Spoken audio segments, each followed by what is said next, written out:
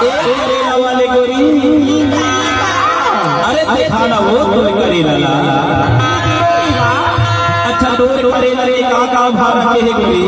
मोर करेला की भाव हाँ मोर करेला की भाव 40 रुपया किलो है 40 रुपया किलो है अरे 40 रुपया किलो तो है इतना महंगा बेचता है ये तो जितना यह घाघरा गाँव में बेचे बारा थे ना तो 20 रुपया देके जाता वो 20 रुपया ऐसे 40 रुपया किलो और सुना और उधारी दे बेटाओ अरे उधारी में नहीं दूंगा अरे लेना उधारी में दे मैं अगले बाजार जा रहा हूँ अरे उधारी में नहीं दूंगा तब बने भी तले आखिर मैं जावत हूँ ऐसे अरे खरे बात मैं तो लगा कहा वो करेला वाली ये वो करेला वाली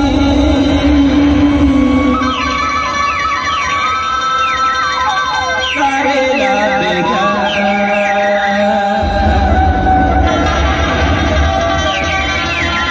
भगवान समझा ये वो करेला वाली करेला जाना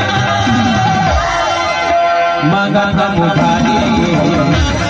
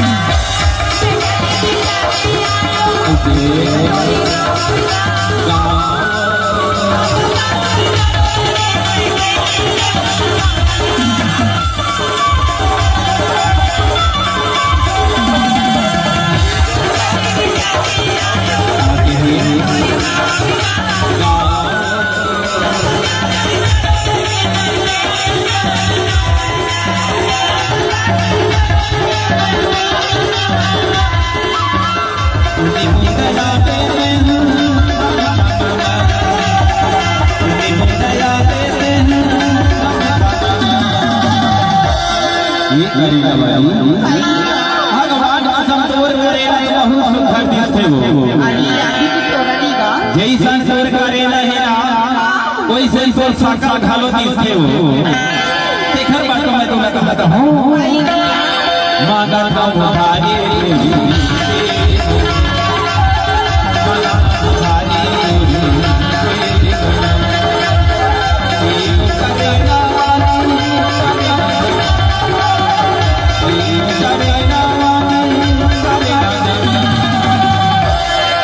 मगन